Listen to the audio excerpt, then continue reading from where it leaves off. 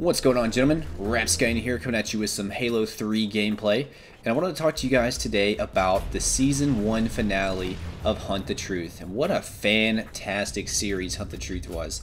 Hunt the Truth honestly really took me by surprise. I did not expect an audio series to be as great as this was. It was so good. Like, if you haven't listened to Hunt the Truth yet, like, you seriously need to get on the ball. Now you've got the entire season to go and listen to, and you can just binge listen to it Netflix style without the Netflix, if you will. It's awesome. I really was not expecting it to be as great as it was. I was honestly kind of sketched out by the series. Whenever it had first launched, I remember 343 had a countdown timer to some sort of mysterious event that was going to take place, and a lot of us in the community were really getting hyped up for it being like the live action trailer, which did come out a week after Hunt the Truth had aired. It was the one with Master Chief and Locke when they're like on opposing sides and the same thing happens, but you're supposed to differentiate like what actually happened, like whose side is the truth, Locke's or Chief's. But I digress. The Hunt the Truth series kind of took me by surprise, and I really was not expecting it to be as great as it was. Again, because I was kind of taken aback because I was expecting that live action trailer, and it just turned out to be some creepy sounding audio series. But the more I listened to it, the better it got. Like, every single episode got me hooked even more and more into Benjamin Giroux' story, and it was due to a lot of the part just due to the fantastic voice acting that was done in that series.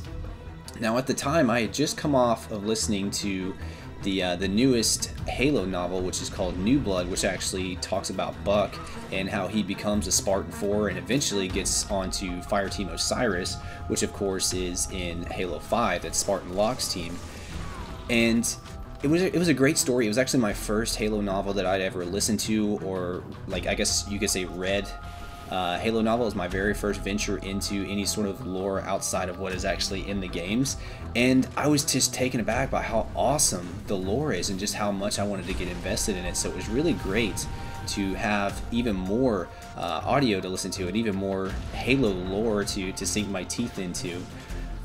But it was just so much better than listening to the actual like New Blood story, because in New Blood you essentially just had a guy reading off of a piece of paper, and he would just like kind of change his voice. Say, like, for instance, if Veronica Dare was talking in the story, he would kind of change his voice just a little bit like this to sound a little bit more feminine, so that way you could buy it as being a female in the story.